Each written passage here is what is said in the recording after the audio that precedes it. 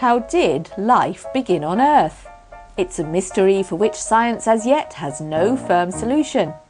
Perhaps there's one theory life arrived from space on a meteorite, which makes you wonder, how did it get onto the meteorite to start with?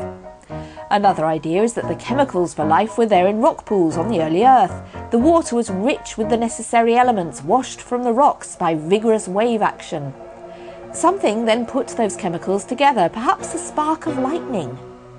It's like a page from a Frankenstein story, especially when you read that the chemical-rich water of the time has been named the primordial soup.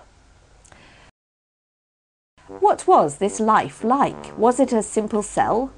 No, nothing so complicated. The first living thing was barely a contender for the label of life at all. But it could reproduce or self-replicate. And that is all it took to get everything started.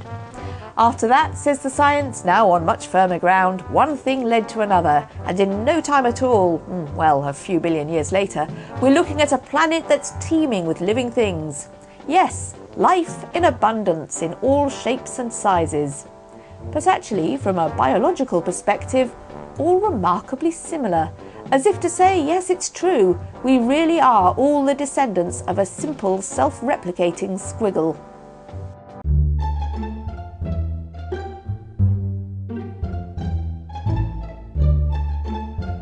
Well, first of all, we have to say that we have very little real understanding about how life first began. You know, how did the first cell come into being?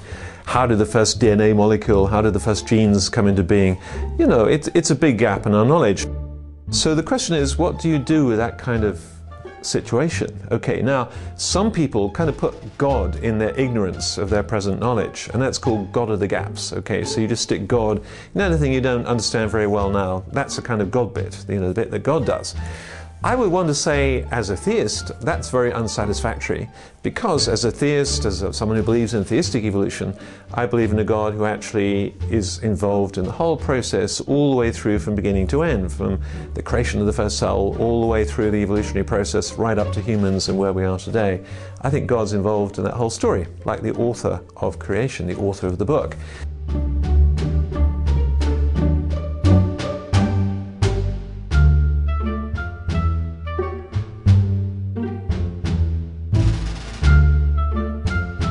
Yeah, what the anthropic principle means basically is you look at how the universe is put together, and you look at science and what it's told us about the universe, and you think, wow, that's really amazing because it's so finely tuned in order that we're here actually, or we couldn't be here without the fine tuning of these physical constants. And it looks as if it was sort of the Goldilocks universe. It was the one that was put together in order that us humans might arrive and be here.